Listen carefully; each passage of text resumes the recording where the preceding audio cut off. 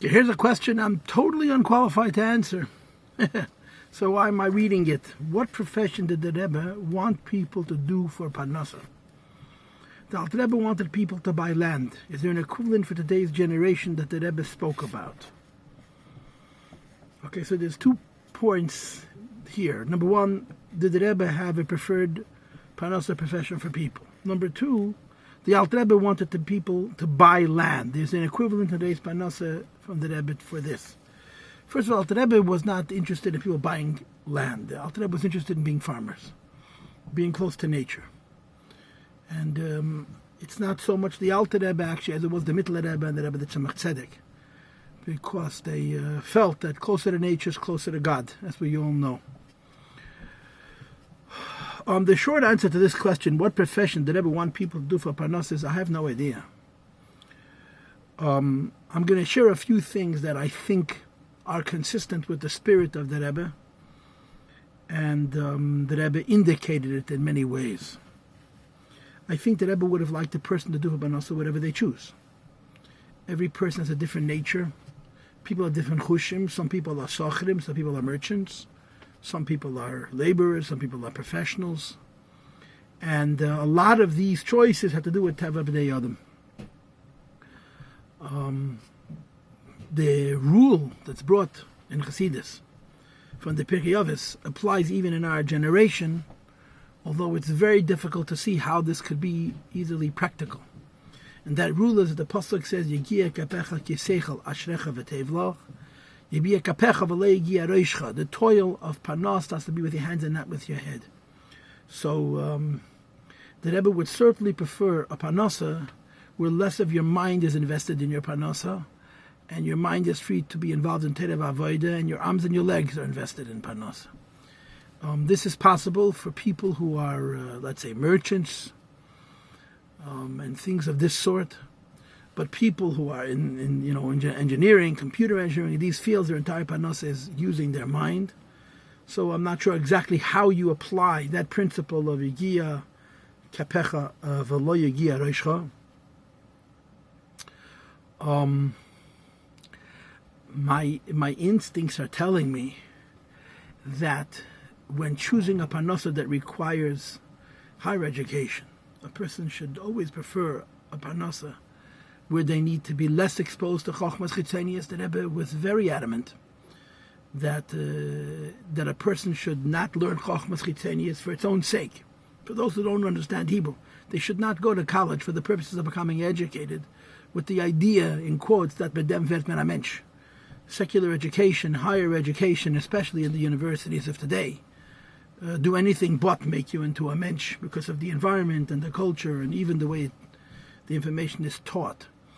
So the Rebbe did not see secular higher education as a hishtalmus at all. It's not part of the shleimus of a person whatsoever. The shleimus of a person is Torah, period. Sometimes a person needs to learn a skill for parnasa, and again, I cannot say this with certitude, but I believe that Rebbe's attitude would be to avoid that as much as possible, and if it must be, it should be done to a minimum, and it should be done as late as possible. 19 and 20-year-old boys and girls should not be studying for their parnasa for later in life. They should be removed from that until they're older and stronger, and the need for parnasa is imminent, is actual rather than theoretical. Another thing which I think is critically important in the Rebbe's philosophy about parnasa, and that is that there is not a parnasa in the world that will leave a person in a position where they cannot use the work that they do for afatas hamayonas. In other words, the way the Eibishter made the world, we have to work to make a living. And in working to make a living, we have to be involved with the world and in people and in places and in things. And the Rebbe would tell you that the only reason the Eibush doesn't give you parnasa on a golden platter, particularly because we have the vart which the Rebbe used to brings from the Rebbe Marash, that nowadays parnasa is kemunach b'kufsa. Nowadays parnasa is like a treasure sitting in a chest. All you have to do is open it and take it out. There's no longer a spiritual struggle for parnasa. Nevertheless, there is a physical struggle for parnasa. The Rebbe would argue that the reason this is so is because this gives you an opportunity for parnasa ruchnis, to meet Yidden and even lahavdil goyim, and that's an opportunity to do mivtzoyim, to be makarav goy, even to the sheva mitzvahs b'nei noyach, And the fact is, and I'm sure the Rebbe would support this idea, that the best way for our parnasa to be holy, and the best way for us not to be swept away by the realities of parnasa, and the idea that our mind has to be so thoroughly invested in our parnasa, and that so much of our awaking time, in America especially, is spent in the parnasa and in the parnasa environment, which has a variety of different challenges. One of the ways of offsetting those challenges is by being the mashpia, not the mushpa. Not seeing your involvement with this person or this person simply as a means of making a living, even if they're your superior. And the Rebbe said many times, and the facts have been borne out, that the minute you share a matzeh, shalach manes, the people's relationship to you changes. When you share with a non-Jew the idea of living a meaningful life based on the principles of Ayin Reya and Ezen Shemas, V'chol Masecha B'Sefer Nechtavim, the relationship with your boss and with your co-workers and with your associates changes. And the Rebbe said you can even increase the opportunities that you have to make a parnasa. And I think that's a critical part of this, that a person, when he chooses a vocation, has to ask himself, how in my parnasa gashmis will there be my parnasa ruchnis?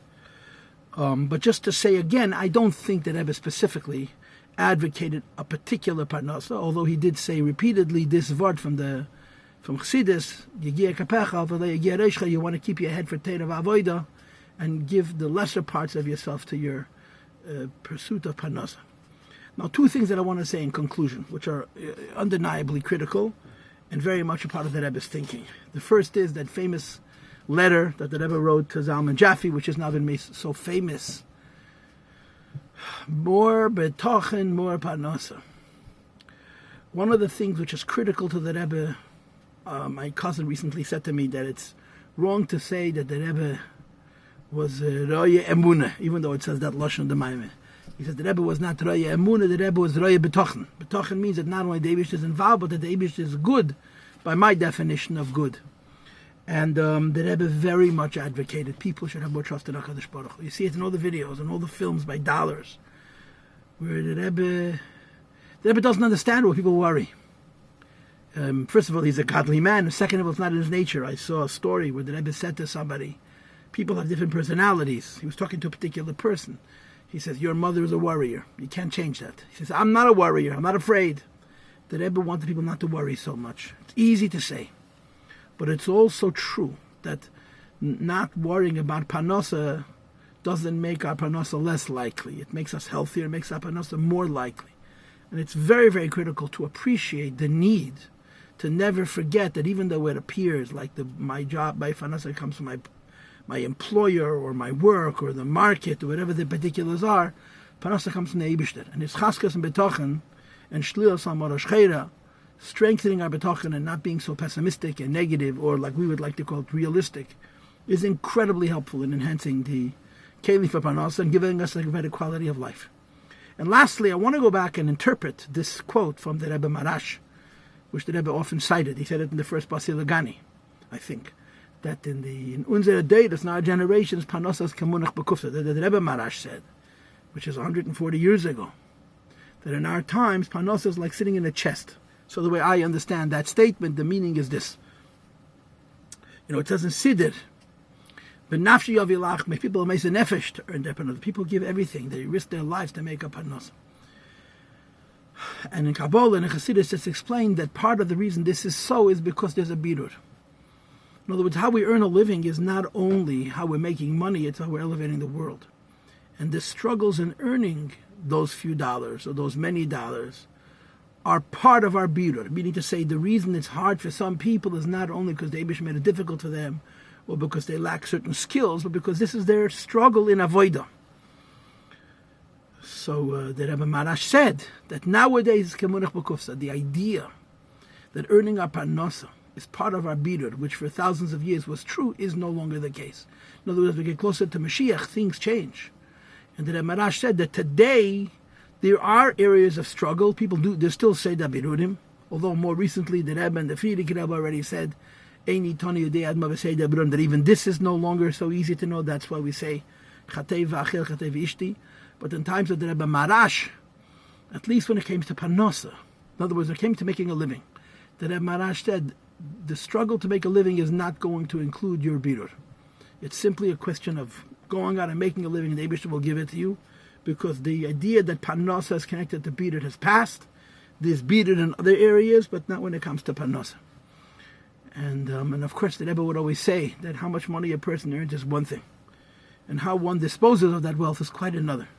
And making a lot of money, and that you go to all kinds of unpleasant places, is less than desirable. It's almost less than not having it, or actually less than not having it.